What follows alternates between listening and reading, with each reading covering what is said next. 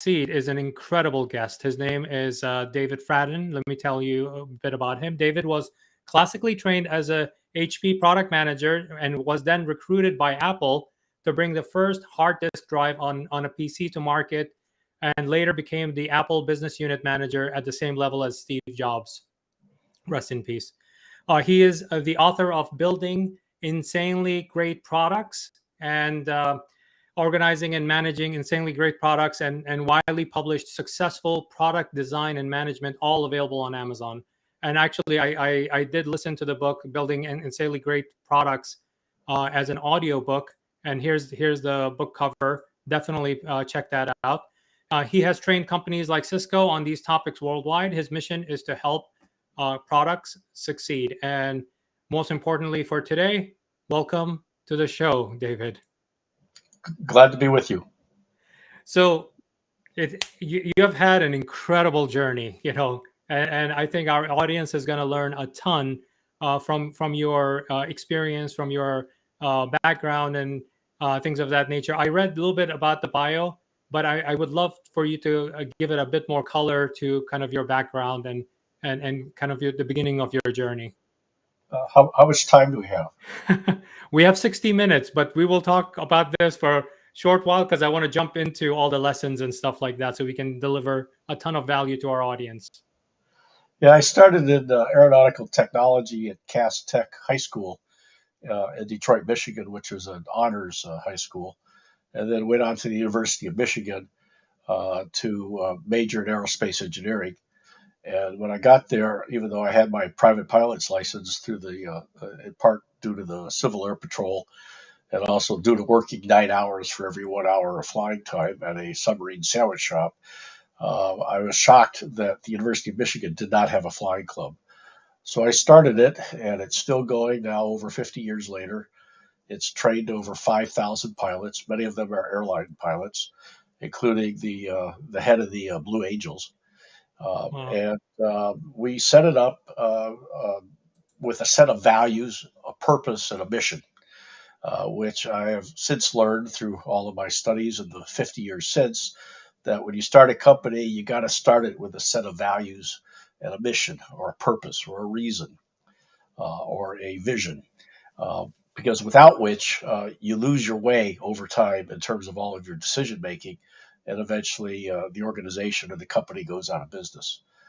So they noticed that I could organize and manage, and my former dean of the Aerospace Engineering School, Dr. Wilbur Nelson, who wrote the book on propellers in 1948, and he was on President Lyndon Johnson's advisory committee for the supersonic transport. He asked me if I would be interested in organizing a nationwide student organization in favor of the American SST. And being an aerospace engineer and a pilot, I was very much in favor of accelerating literally the speed in which airplanes could transport people and things around the world. So I said yes, had no idea what I was getting into. By the time I was done with my sophomore year in college, I had testified before the U.S. House of Representatives, Aeronautics and Astronautics Space Committee, and had gone to meetings in my pink leisure suit at the White House. And then in following years, the Secretary of the Air Force invited me to go to the Air Force Air War College. The Secretary of Defense invited me to go on the Joint Civilian Orientation Conference, where we visited Omaha, Nebraska, Strategic Air Command, NORAD in Cheyenne Mountain, Colorado, Pensacola, Florida, Naval Training Command, Ranger School in, I think that's in Georgia or North Carolina, and then Paris Island, the Marine Training boot camp, where they tried to get me to enlist. But since the mound of sand substantially outweighed me at 135 pounds, I declined that. And then we went up to the Capitol or I went up to the Pentagon for briefings there. So by the time I was a junior in college, I had 3 people working for me. I had 15,000 student members at 40 campuses around the country. And when the SST was shot down, allegedly for going to harm the environment, there was a strong anti-technology feeling in the United States. primarily because people did not understand what technology is, which is nothing more than the organization of knowledge for practical purposes. And if Nothing you have, has changed, David. Nothing yeah, has changed. and I think Internet was coming about. Listen, internet was coming about. Everybody panicked when social media came about. Everybody panicked when Google came about. You name it. I mean, it has not changed. Blockchain now, like yeah, everybody's so afraid of blockchain right now. it's called Luddites. So we changed the name to Federation of Americans Supporting Science and Technology. And I moved the headquarters because I couldn't get a job coming out of college to downtown Washington, D.C. And Andrew Mellon, the former Treasury Secretary's old mansion, I had the first floor there as my office. I had a dozen people working for me and testified before Congress some more in support of a space shuttle. This helped enable the space shuttle to get funded and also to work on energy independence so that we would not be in the energy environmental crisis that we have with our overdependence on fossil fuels. I succeeded on the first one on the space shuttle, was not very successful on the second one because we continued to struggle to have those same answers. I went on from there when I decided I couldn't be a student anymore and was recruited by the Environmental Balance Association of Minnesota. Went there for 4 years. I've never been so cold in my life. And if I see another snowflake, it better be in my martini. Uh, and I helped pioneer the field of environmental mediation and resolved three of the largest environmental disputes in the history of the country, including the reserve mining dispute over taconite processing and its impact on the water quality of Lake Superior, and for which the Duluth Herald called me the Henry Kissinger of northern Minnesota because of my shuttle diplomacy. Between Cleveland, where the headquarters of Reserve was, Washington, D.C., with our congressman, and the White House, and Silver Bay, where the plant was located, and so forth. Uh, After doing that for a while, I got involved in independent Republican politics and ran Al Qui's gubernatorial campaign in the last 3 weeks. Now, each of these experiences, the fact that I graduated from Michigan with a degree in interdisciplinary technology, interdisciplinary engineering, by political experience. Politics is who gets what in our society, and those that choose to not play politics end up getting nothing. And then my Mhm. mediation skills that I developed with the environmental issues all became very valuable competencies or skill sets necessary for good product management. So HP recruited me and moved me to Northern California, and they were having trouble siting new facilities around the country. So I handled the community relations to help them site new facilities in Colorado, in Northern California, and in Washington State outside of Seattle. And one of the things I knew, and I had a word processor in my office dating all the way back to the FAST organization, is that the only department at HP in 1980 that knew how to type was the journalists like myself in the corporate PR department. So I deployed an internally developed word processing system running on a mini computer with terminals in the department, and it turned out everything I needed to do there were the same things that needed to be done as a product manager. So I was able Mhm. to move over into a networks division at HP in product management, responsible for an executive level report writer off of a relational database, and also responsible for a unified user interface across HP's personal computers and terminals. From there, Apple recruited me, as you mentioned, and I brought the first hard disk drive to market on a personal computer. It was a really cheap hard disk drive. It was only $3,600, and it had a tremendous capacity of 5 megabytes. And nobody I at the remember time, those days. yeah, no one at the time could ever figure out how they could ever use 5 megabytes. And I think I just consumed 5 megabytes in the last 30 seconds, just talking. Yeah. Uh, they noticed I knew how to manage there, so they asked me to come over to be the group product manager in the personal computer systems division for the Apple III product line, which was Apple's office or business computer, correcting some of the issues that someone had trying to use an Apple II in an office. Like, for example, there was no shift key. So if you wanted to get a capital letter at the beginning of your sentence, you have to hit several keys in order for that to happen. It didn't have a letter quality printer. It didn't have enough storage to do databases and large spreadsheets. It didn't have a really good word processor, which we all had on the Apple III. But because Steve Jobs was the product manager on the Apple III, and they were going to take the company public in 1980, they did it too early.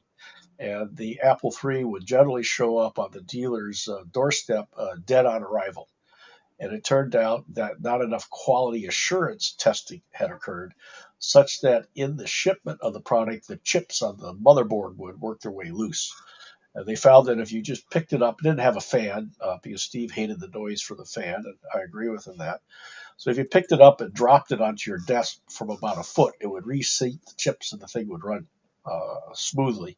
But that, of course, discouraged people a bit, along with the fact that there wasn't any software when it was introduced. Sort of like what Steve did with the Mac 4 years later. There was very little software on the Mac when he first started shipping. Uh, so they asked me in 1983 to come over and take over the product line. And then I was only on the job for about 2 weeks. And the hate that Steve had developed throughout the senior levels of the organization for the Apple III, because he wanted to get the Apple III out of the marketplace because he felt it would compete with his beloved Macintosh, which he had not yet released. Mm-hmm. Uh, Campaigned against it. They went off in a off-site meeting, canceled the product line, and then John Scully, who was the president at the time, called me into his office and asked me what he should do about the fact that they had $20 million in piece parts spread from Singapore and Dallas and Cork, Ireland, where the manufacturing facilities were, since they had just canceled the product line. And that $20 million would probably be about $200 or $300 million in today's dollars. And the company's sales were about a little over $1 billion at the time. So to write off a quarter of your company's sales was not a wise thing to do. Mm-hmm. So John asked me what I suggest we do about it. And I reminded him that he and the executive committee had made this cancellation decision without consulting with me. And I said, what do you mean, paleface? And he didn't know the joke. And I had to explain to him back in the 1950s, there was a television show called The Lone Ranger. And the Lone Ranger had an Indian sidekick by the name of Tonto. Now, when I tell this story to Indians from India, I have to tell them it's an American Indian, Tonto. Native, And yeah. so they're surrounded by 10,000 yelling, screaming Indians. And the Lone Ranger turns to Tonto and says, Tonto, we're surrounded by 10,000 yelling, screaming Indians, and all they want to do is scalp us. What should we do, Tonto? And Tonto says, what do you mean, we, paleface? Because was the misnomer for, the white man. Yeah. Uh, so I said, if you give me the full authority commensurate with the responsibility to sell and market and build and develop and support Apple IIIs, we'll get the job done. And then I explained to him the 8 steps I had to go through 8 levels of bureaucracy within Apple, just to get a message to the salesperson on the floor of a dealer so that they can affect a particular sale. So he says, okay, make me a proposal. And about 80 of us got together, contributed all the information that we had. A core group of 7 that I led wrote an 80-page business plan covering everything: manufacturing, engineering, marketing, and so forth. And then I presented it to the executive committee on a day that will live in infamy, at least in my mind, July 15th, 1983. And Maxine Graham, who was on my team at the time, head of marketing communications for the division, and she later joined my independent business group. She had been on Apple's values committee. And values, remember, going back to the flying club that I started, we had values when we started. And she says, in addition to doing the typical profit loss balance sheet, kind of analysis of the alternatives of what to do with the product line, we should also compare it to Apple's values. And Apple's values included things like good management. It included innovation. It included teamwork. It included having empathy for your customer. And of course, our customers were not only the end users, but they were also the dealers and the distributors worldwide. So the turning point of the meeting is after I finished my presentation arguing for a independent business unit group if they allow the product to continue. So that was one of the options, and that included understanding that we will continue to market, sell, support, service, develop the product, so long as people continue to buy it. And then when people stopped buying it, that's when we would do an end of life and protect the investment of those that were loyal to us to buy the product in the first place. And another one of the 5 options we laid out is shut the thing down, just like the executive committee had done in Pahara Dunes a couple, 3 weeks earlier. So Floyd Kwame, who was then the executive vice president of marketing and sales, he later went on as a venture capitalist at Kleiner Perkins, which was one of the preeminent VC firms in the world, Definitely.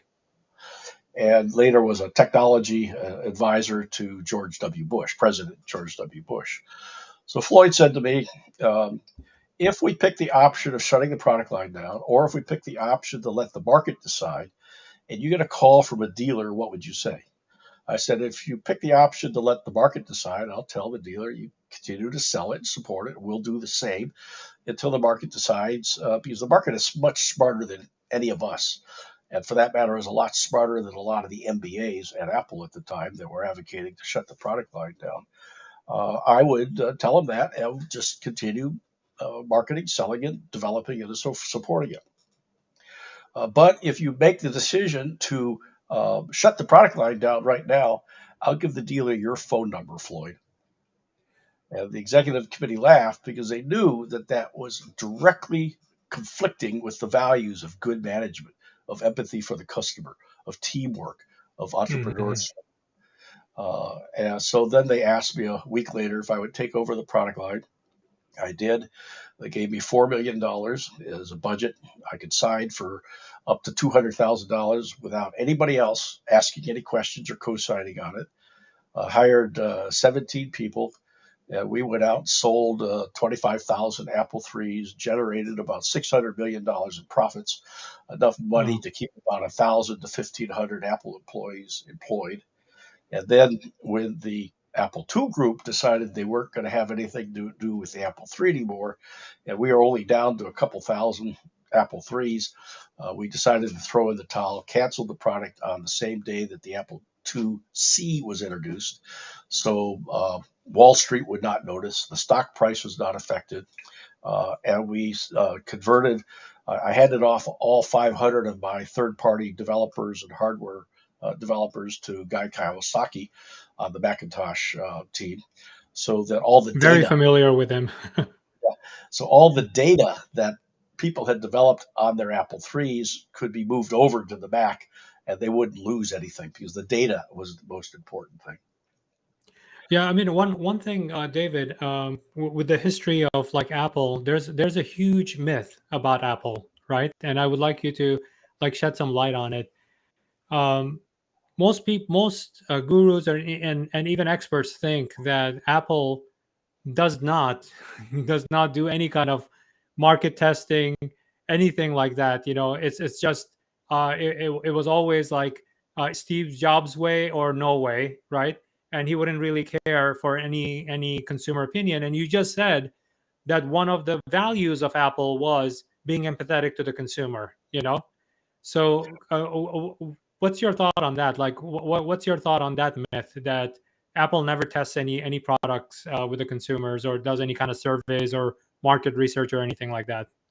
Well, we did a lot. When I was there was 40 people in our corporate market research department Wow. responsible for doing consumer research. And one of the things that they found, for example, on the Lisa product, is that the positioning of the product as being integrated software meant absolutely nothing to the IT or MIS departments, as they were called back then. Yeah. But it could do an overhead transparency.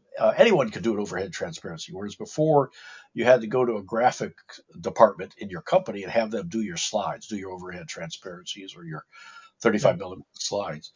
And the thing sold for $10,000. It was a super deal to replace the order ball on a Selectric typewriter just to do overhead transparencies. So is the wrong positioning. And the people that did that market research by actually going out and talking to prospective customers and to customers that bought the product, like IBM in southern San Jose, where the Winchester disk drive was invented, bought a bunch of them just for that, for presentation purposes.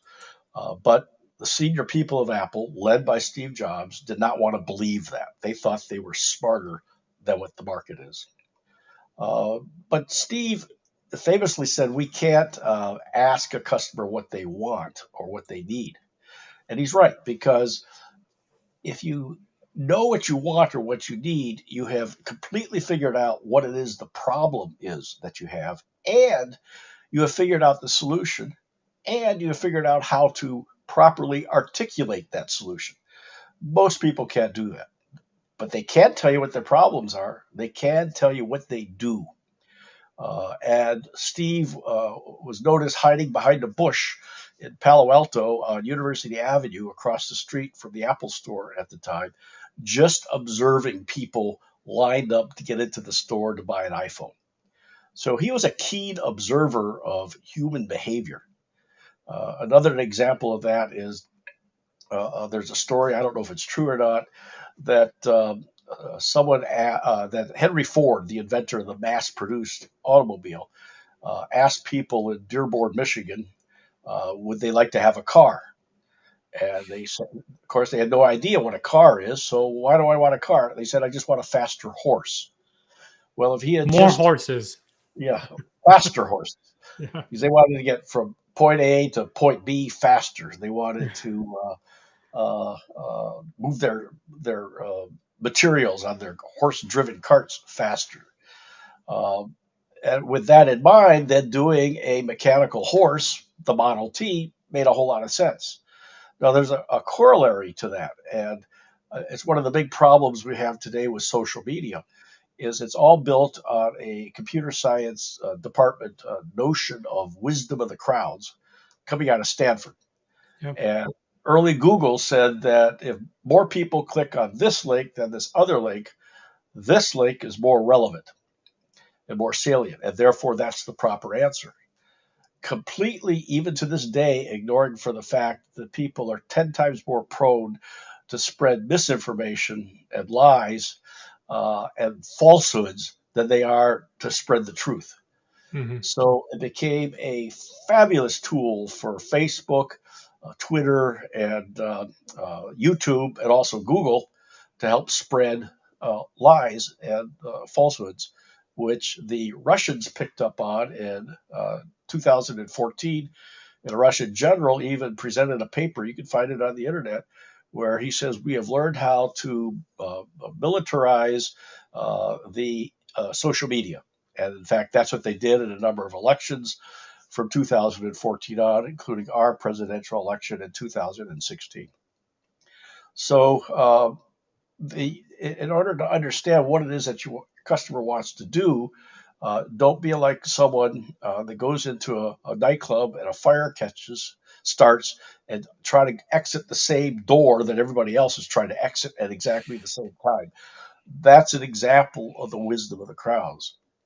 And also back then, if the internet existed and someone wanted to define their product based upon what keywords or problems people have that they're searching for solutions on, and he Hmm. looked at the analytics of how many people were searching for car or for automobile, he would have found that nobody was Zero. searching for it, zero. Zero. So therefore, there's no market for a car or for an automobile. But the way you get around this is understand what it is that your customer does. Actually, one analogy I would like to use is like, when you do any kind of research, you have to really even understand the parameters or even the type of question you're asking, because Oh yeah, your question might be biased. For example, If you ask 1,000 people or 1 million people a very simple question, right? Do you recycle? I can tell you without even doing the test, I'll tell you overwhelmingly 99.9% of people will say, yes, I do recycle, right? And that's not the right answer. That's not the right answer, because the thing is, it's more, there is an emotional aspect to that question. There's a moral aspect to the question. So whether the person recycles or not, they will always give you the answer that you are looking for, right? The best way to do it is you actually set up a camera on Sunday night when all the recycling needs to get picked up. You see if they are recycling even in their homes, and in that case, at least now you're going to get a truthful data to determine that do people actually recycle, for instance, right? That's just a very simple. It's a very simple test, right? That that's why even asking a lot of marketers, what they do is when they send out Survey Monkey, emails to their customers and to their prospects or to their panel or whatever, the question, the way they position the question, they position it so it does not hurt their position in the company. So the question to start with is biased. So the answers that you're giving them, there's no way for the person to say, no, your company sucks, your product sucks, this is horrible. The lid comes off, the top comes off, it spills all over my fridge. It doesn't allow you to give that sort of a thought. It's more like, hurrah, hurrah, we're great, we're still great. Look, we just ran a survey to 10,000 people. 10,000 people said that we're amazing. So why are you failing in the marketplace? Yeah, very much so. I learned how to write surveys in journalism school at Michigan back when I was doing the interdisciplinary engineering program. And then I did a nationwide survey on student attitudes towards science and technology, which I testified before Congress on at that point in time. And then later, when I was running Al Quee's gubernatorial campaign, my pollster was a guy by the name of Roger Ailes. Roger went on from there about 10 years later and started Fox News. And he was able to do a poll for me of telephone survey 200 people in northern Minnesota, 200 people in central Minnesota, 200 people in southern Minnesota. Southern Minnesota was predominantly agricultural economy based. Northern Minnesota was mining. So the attitudes towards each of the salient issues, taxes, environment, business climate, energy, and things like that, were different in each of the different regions. But I had my messages all lined up in terms of radio ads, TV ads, speakers bureau that would go out and talk to the Rotary Club or the Chamber of Commerce and that kind of thing, such that and newspaper ads and magazine ads, such that based upon the feedback I was getting from the polls that Roger was running, I could change the messaging.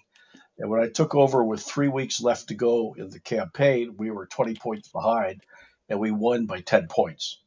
So that gives you an idea of how important it is to listen to what your customer wants to do. And that experience in polling and in surveys, which I recommend follows interviewing a set of people, maybe 20 to 80 people, and that follows acting like a social anthropologist, where you just observe human behavior. An example of that we had in Minnesota, there was a Dr. Luther Gerlach, a social anthropologist at the University of Minnesota, was trying to understand why the farmers, which owned the CPA, UPA, the Cooperative Power Association of, which was the rural electric utility, why they were opposing the construction of a power line from North Dakota coal-fired plant near the coal mines in strip mines in North Dakota to the Twin Cities. Well, if you look at a map, they ran diagonally, and if you look at a map, the streets and farms were laid out north, south, east, and west. So if the power line was run over a farm, it usually bisected it diagonally, rendering the irrigation equipment useless. So it wasn't that they were afraid of the electromagnetic waves from the DC power line. Those were excuses of why you don't want this in your own backyard. They were covering up for the fact that economically they're going to be decimated. So when we started recommending that they run the lines from west to east and then from north to south along the existing right of ways, along the roads, the opposition disappeared. Or put the power lines higher so that the irrigation systems could operate underneath them. But it was truly amazing that the board of directors of those two co-ops didn't bother to go out and talk to their customers, their owners, in order to design the thing so it would be acceptable to the land that it was going to transverse. And we see that over and over again. Developers try to drive projects down people's throats without first talking to the people that are going to be affected by it. Yeah. Now, in the book, you talk about many lessons, and given your rich career, right? Very rich career of lessons that you have learned. I actually term it deep scars on your back. Because if it succeeded, you patted yourself on the back. Sometimes those pats hurt because you have pretty deep scars from the previous things that happened. But the thing is, you live and learn, and over time, hopefully, you have learned enough to make smarter decisions in future. So given the fact that you cover, I think it's about 37 different lessons in the book, right? What are, like, let's if you want to give a taste to the audience, like maybe 3 to 5 different examples with lessons that you could share with the audience, that would be great. Well, the first thing is understanding what your customer wants to do, which I've mentioned several times before. And that is part of what I call the product market strategy. And that's the S in SPICE my company's name is Spice Catalyst. And the strategy consists of starting with understanding what your customer wants to do, then using design thinking and innovation, coming up with a better way, faster, better, cheaper, higher quality, or with style for them to get that thing done. And then doing your competitive research, your market research, which then results in your value proposition, why the customer should buy this product. And the most important thing I think a product manager does is the product positioning. Where in the shelf space of the mind does that product fit? And then going on from there with your pricing strategy, your distribution strategy, your support, service, and training strategy, your actual pricing based upon those strategies, and then passing that along to your product marketing people or your marketing people, which they could then use for the messaging. They will have found that when you write your product market strategies, personas as to who's going to buy the product, they will have found where those people live, what media do they consume. So then the marketing person could pick the media, the message, and the mix. Uh, and then lastly, the end of life. So all of that should be studied, take 3 to 6 months to get it done. If you try to go to market and try to develop the product before you do that, chances are you're repeating a key mistake advocated by some venture capitalists here where I'm at, which is in Silicon Valley, and that is ready, fire, aim. Well, that's a sure reason for failure. It should always be ready, aim, fire, and the product market strategy lets you aim properly, at least going in a close direction as to where you'll have a successful product. Is there a David? Is there a scenario, like I'll give you an example, where you do everything right, however you're way ahead of your time? I'll Oh, give you an example, and it's very ironic. I actually ended up in the same building, physical building, where the story I'm going to tell you, that because my company that I was with actually took over that building after the other company collapsed. And in the first .com boom, you had a company called Webvan, if you remember, that was Webvan, grocery distribution. grocery delivery to consumers, right? And their downfall was like delivering, not being able to deliver ice cream in summer. So I'm exaggerating, but you get my point. But that was the first iteration. It failed. They shut down. They burned through so much capital. The company shut down. It failed attempt. It was gone. But now the current iteration of the same company, if you see it, Amazon has a version of it with Amazon Fresh. You have Instacart that's very successful, especially during COVID, became ultra successful because of it. You have a company called Goldbelly. Goldbelly, you place your order from any restaurant around the United States, that they'll deliver the food to you, right? So Webvan, even though they did everything they could given at that time, and they were way ahead of their time, right? That they were at least 10 years ahead of 10, 15 years ahead of Instacart and Goldbelly, and it didn't work. Even though they did, from my view, everything they may have done right.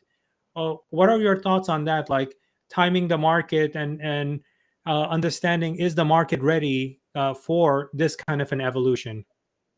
There's a fellow up in San Francisco who was a manufacturing engineer at IBM on the IBM PC Junior at the same time that I was the division business unit manager, or BUM, for the Apple III product line. And he studied the outcome based innovation books that a professor at Harvard wrote. And I think he wrote like a half a dozen of them. And he wrote a book called Jobs to be Done. So a person buys products and services in order to get a job done. And he found that if you can't find 15 unmet needs, then and I've added to that, therefore I say the window of opportunity has not opened up for you in that marketplace. So when Webvan came out, if I recall, it was in the 90s, early 90s, like 93 or so. Uh, there was not an unmet need of having groceries delivered to your home. People were perfectly happy going to the store and touching it like their produce and not let someone else make those decisions. And it wasn't obviously until COVID that home grocery delivery really took off. In fact, I go into a Whole Foods here now, and probably 1/4 of all the shoppers are Whole Food Amazon employees picking the products that have been ordered for home delivery. People realized that they would have a time savings. So one of the things they wanted to do was to save time. Another thing they wanted to do was avoid going into the store and getting sick. So the primary failure of Webvan, and it was backed by some major venture capitalists, and also I think there was a major uh, uh, consulting firm, like McKinsey or Arthur Anderson Consulting or something like that. They again thought they were smarter than the market and did not discover the 15 unmet needs. So you should not come out with a product until you've identified those 15 unmet needs. Uh, and it's not like I'm any smarter than them, because I invented, according to RCN News, advertising on a cell phone and shipped the first one in 2003. At the time, nobody wanted advertising on their cell phone. So, in Steve Jobs' words, my company, Maui Games, flopped up onto shore like a dead fish. But if I had waited 5 years uh, until the iPhone came out with a decent operating system to be able to intelligently display ads, I would be successful. A couple 3 years ago, I looked it up. I don't know what it is today, but that zero market of cell phone advertising in 2003 is now over $15 billion a year being spent on cell phone advertising. And I did not know that concept of waiting until I could identify 15 unmet needs. Similarly, if most of those unmet needs that you started the product with and you can't expand the product or drop its price to fulfill additional unmet needs, then that tells you when you should end the life of the product and protect the investment of your customers. I mean, do you also believe that creating the roadmap, right? It's not something we want to create today, David. Maybe down the line, iPhone 21 is going to have this feature, not iPhone of 10, not 11, not 12, not 14, right? iPhone 21 is going to have that feature in there because by then the market would have caught up with that thing that we're trying to bring on. And just to comment on earlier what you said about your mobile ads business, right? That flopped, right? I can tell you in e-commerce, because that's the vein I'm in right now in 2022, and thanks a lot to the COVID pandemic, mobile traffic to e-commerce sites, represents 70 to 80% of traffic for e-commerce sites. 70 to 80%. And the, brands like Google and ad platforms like Google, Amazon, and Facebook, and Microsoft succeed at delivering those through their apps, through their experiences and stuff like that they do. So if your company existed in 2022, it would be skyrocketing right now. Yeah. If I started in time, Yeah. another good example of that is Uber. Travis, that started the company, lived in LA at the time. And I don't know if you ever experienced trying to order a cab over the phone in Los Angeles. Frequently, Not Los Angeles, New York. Same. It was a typically, nightmare in the 90s. yeah, typically the cab would not show up. Yep. And then you call them and they say, oh, it's on its way. And an hour or two later, they may or may not show up. So, with the advent of the technology of the smartphone, the ability to play the middleman between the driver-owned car, so you didn't have to have the capital to buy the medallion for the cab, and being able to track where the car is, and one of the lovely things is, at the end of a taxi cab ride, you're futzing around in your pocket trying to find enough cash to pay for the ride and leave a tip, or you're trying to get the credit card to work, or they would write it down on one of their little credit card mechanical machines, and sometimes they would get stiffed. So all those problems were solved. All those things that people wanted to do were solved with the Uber app and with the Lyft app. But I don't know about your experience in the 90s in New York. I wasn't there, but I had offices in New York City in the 80s after I left Apple. And of course, I mentioned earlier I was in Washington, D.C. for several years. There, if you just scratch your nose, 10 cabs would pull up. So it was really easy to find a cab on any main street in those cities. If Travis lived there, he probably would not have observed that problem of marrying a vehicle and a driver with a person that wants to go from point A to point B. Yeah, I mean, but also there are, I mean, especially with Uber, the challenges with being of being a person of color, for example, and not being able to. I think it was Lawrence Fishburne, one of the famous actors, right? He tried to hail a cab, and the cabs wouldn't want to stop for him, and he's a famous guy.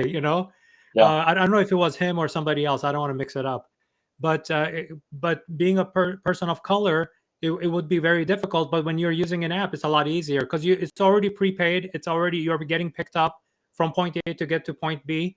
All the issues related to credit cards, cash. This actually, it's funny, David. I've done the opposite of it. I got so used to taking Uber and Lyft, right? I think I was traveling somewhere. I got a cab, but once I was inside, I didn't remember because I was busy on the phone or something like that. The cab person the cab driver got me to my destination, and I was trying to like leave because that's what you do with Uber and Lyft because you already prepaid for it. There's no need for doing anything. He was like, "Hey, buddy, are you gonna pay?" I was like, "Oops," and then I took my credit card out and swiped it. How long ago was this? This was a couple of years ago, maybe. How About, did, I mean, now it would be about 4 or 5 years ago, roughly. how did you call the cab? No, no, this was at an airport. I got picked up from Oh, the airport. I that's took a cab to take me to my client's location. They took me, but in my head, once I was inside the car, I thought that I was in an Uber, right, or a Lyft. When I got to my destination, I wanted to just walk out. I didn't mean to, but the girl was like, "Hey, buddy, you gonna pay me?" I was like, "Oops, yeah, it's a cab. This is not an Uber." So I took my credit card out and I swiped it. Well, what they should do is put a QR code on the back of the front seat, just like in some restaurants. I don't know about where you are in New York, but here in California, a number of restaurants have a QR code Oh, for on. the menu. No, for the receipt, Oh, for the receipts. Okay. and you scan it with your phone and pay for it that way without having to pull out a credit card. That's very Uh, useful, definitely. yeah.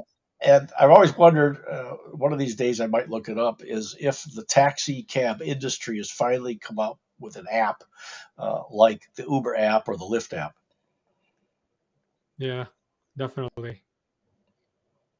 Oh, one thought I had. I actually can I love innovation, and I love companies that innovate, and especially startups and stuff like that. I remember a company. This was a while ago. This is before Hulu, right? Before Hulu existed. Before you had Verizon Live TV or anything like that. Didn't exist any of that stuff. You either got it through cable TV, your TV delivery, or you had a TiVo that you connected to your either your antenna or your cable TV to TiVo your programming and record it for you. There was a startup that came about. I think it was based here in Long Island City in New York. The company was called Aero TV, Aero TV, right? And when you come up with a product like that, that's so innovative. I mean, this is another kind of a. I don't know if there's a lesson or something here. They came up with it. I love the idea. I don't have to get storage. Like I don't have to buy. I don't have to buy TiVo, right? I can just go on a portal. I can schedule the programming that I want to record. They would record it for me on the platform. I just had an app that I would just access and look at all my programming. Because one of the challenges, you're talking about the unmet needs or needs that you need to. They actually checked off a lot of things in my book, right? I didn't need to have a physical storage, right? I didn't need to keep on upgrading my storage on TiVo or TiVo like devices, right? I didn't need to have my TV on. I didn't need to do any of those kind of things. I could just select whatever programming I needed. They would record it, and I would just access it at my own time. Perfect. Time shifting. Perfect. It works for me, right? And then what happened was, I think a lot of the because it was supposed to be over the air TV, right? So antenna TV, that's what they allowed. That's the service they were providing. Apparently, they didn't have the rights to intercept those airwaves and then allow you to record those kind of things. I guess that they I don't know if they check those things out. And a lot of the TV stations and companies, like I don't know if they were together or whatever, like NBC, Fox, CBS, so on and so forth, whoever does over the air, OTA, they I think sued them out of existence, and the company was shut down. Great idea. And then 2 3 years later, then I started seeing things like Hulu, Verizon Live TV. Like it was not an issue anymore. It was an issue for that company that was innovating, and it died, right?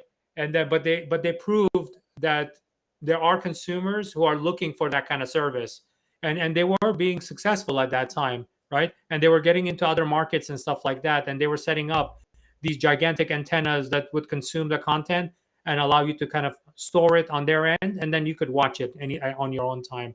So Yeah, in that scenario, what are your thoughts on that kind of a scenario I think technologically, a cloud-based storage and of media? retrieval for video Yeah, makes a lot of sense. So YouTube has been doing that since the 90s. But it's but YouTube fascinating. TV didn't exist though at that time. When Right. this company existed, Arrow TV, YouTube TV didn't exist. YouTube TV is relatively a newer concept. But one of the fascinating things about all of that is uh, Facebook and Google and others, media aggregators, tend to refuse to pay the media creators, and that's a big reason why overwhelming majority of daily local newspapers have gone out of business. They've lost the readership and also the advertising revenue, which is gravitated towards the internet. Mhm. So um, the industry had it one way on the text side and a different way on the video side. And then, of course, now they'll protect it because you got all these different streaming services: Hulu, YouTube, TV, Google uh, has TV service too. Yeah, Google, Apple TV, yeah. Amazon Prime, and so forth. Uh, uh, and now you want to go watch something, you have to figure out which one of these things it's on, and then you have to figure out how to sign into it. And of course, there's always login problems. So Disney Plus and Paramount Plus and MSNBC and so forth. So There yeah, is no CNN Plus though, David. that just went away. They started it. The new president came in and killed it. um, yeah, I mean, so it's shifting the topic a bit more. You build insanely great products, right? But the thing is, then the world or Mother Nature throws its wrench, right? It says that, oh, you forgot me. I'm in the room too. Things like the pandemic. You have supply chain issues because people are getting sick and they cannot go to their factories. Then you have wars brewing everywhere and wars happening in a lot of different places. There's a shortage of ingredients, of components, and stuff like that. As a product manager, how do you manage through those kinds of situations? When you have these kind of things that are like worldwide pandemics and epidemics and wars and stuff like that. How do you manage through those kind of ordeals? It's not like those are things not under your control. It's called planning. Uh, when you put together your product market strategy, you also look at the perfect storms that are forming, which are those kinds of major things. Um, and you look at those, and I'll come back to that in a moment, but you're looking for the social, economic, political, environmental, and technical changes that might occur. And so you project them and sort of war game it out. What would the impact of that change be on my business? I've identified about 15 perfect storm things that are happening. And I did that about 5 or 6 years ago. And one that I did not have on there was pandemic. But Bill Gates knew that. He predicted that like in 2015. Yeah, I watched So, that speech. Yeah. yeah. So it's things like uh, climate change, artificial intelligence, DNA splicing, uh, uh, things like that will have significant impacts on the success of products and the success of companies. Mm. Look at Hurricane Ian down in Florida, a community about 15 miles north east of Fort Myers survived that hurricane virtually unscathed because when they started rebuilding the community in the 2 decades ago after the last Katrina. they improved their building standards to withstand the wind.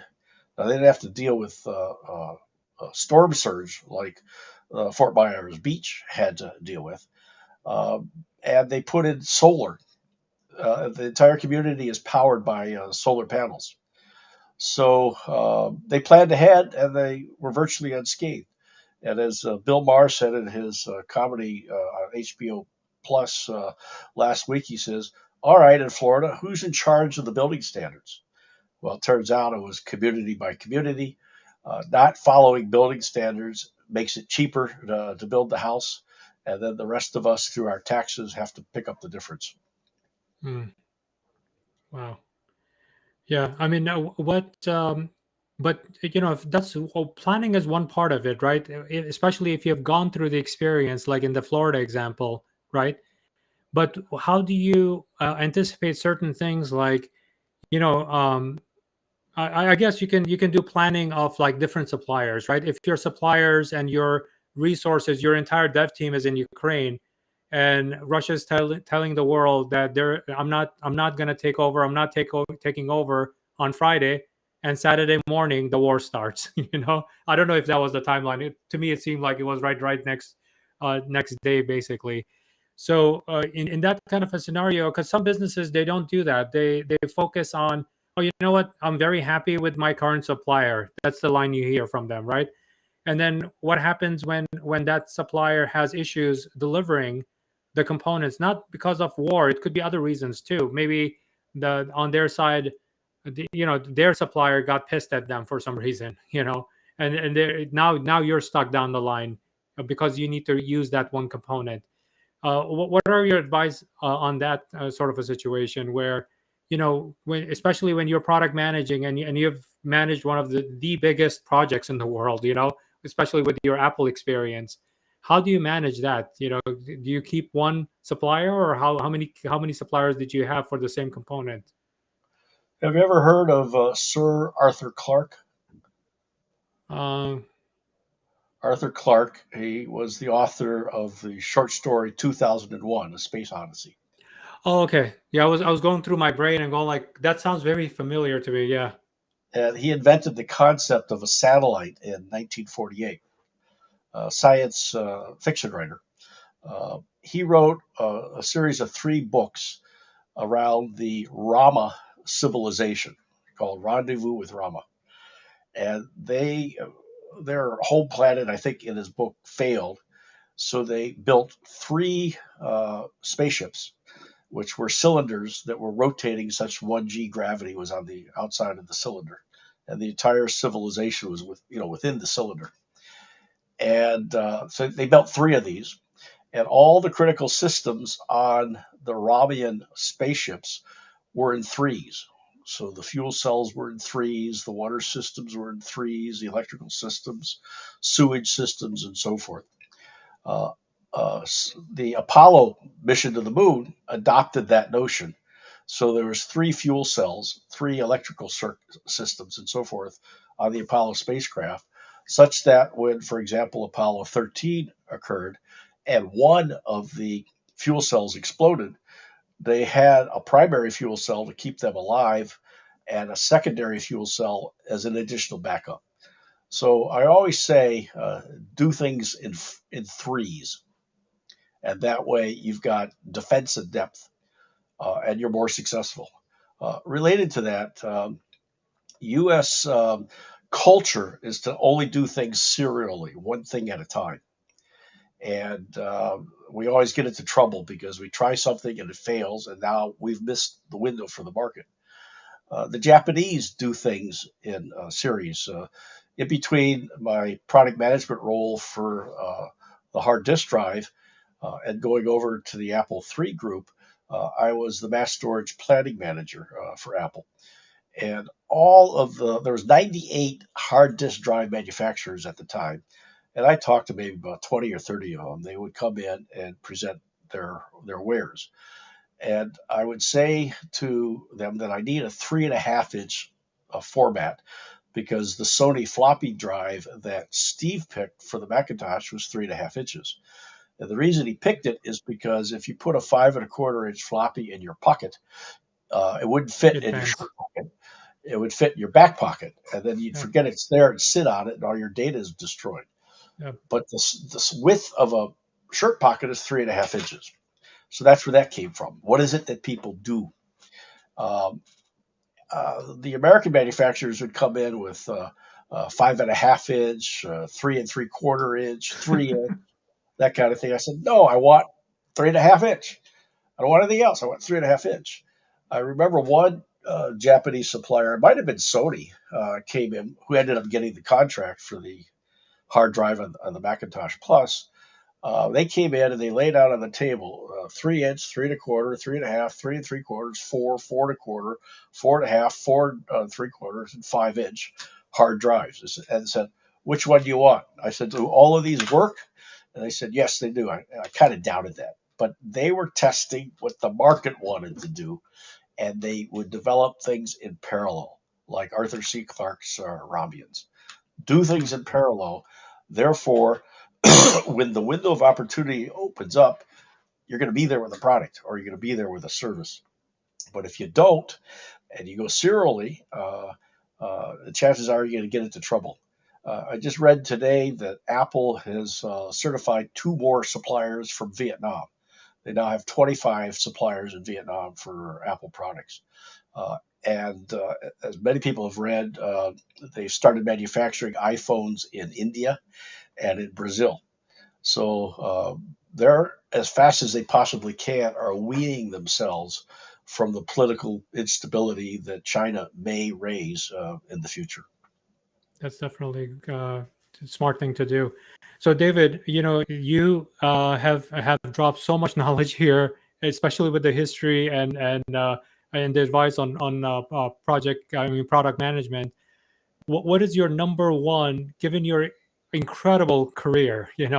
What is your number one, $100,000 expert insight into product management? Understand what it is your customer wants to do, why they want to do it, when do they want to do it, where do they want to do it, how do they want to do it, what's standing in their way, how important is that thing to them to do it, and even more important than that is how satisfied are they with the current solution. And the combination of importance and satisfaction gives you an ability to ascertain what feature sets you need to develop first, second, and third. And if you do that, then you'll have a successful product or service.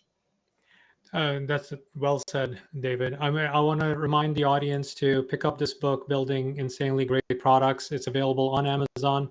I love audiobooks, so thank you, David. By the way, you're the one who narrates the book, I believe, That's on correct. Audible. Yeah, I started listening to it, and it's a really great book. It's available on Kindle if that's how you consume it, or paperback, whichever formats that you would like to consume it in. It's on Amazon.com. David, thank you for being on the show, and I really appreciate you appearing on the show and dropping your wisdom here. Thanks for putting up with me. And thank you, audience. Whether you caught it live or you are listening to it on a recording, please definitely visit David at spicecatalyst.com and check out his website. And as far as This Week with Sabir goes, we have a lot of other guests, great guests like David coming up soon, and starting also next week. So stay tuned, and thank you for tuning in.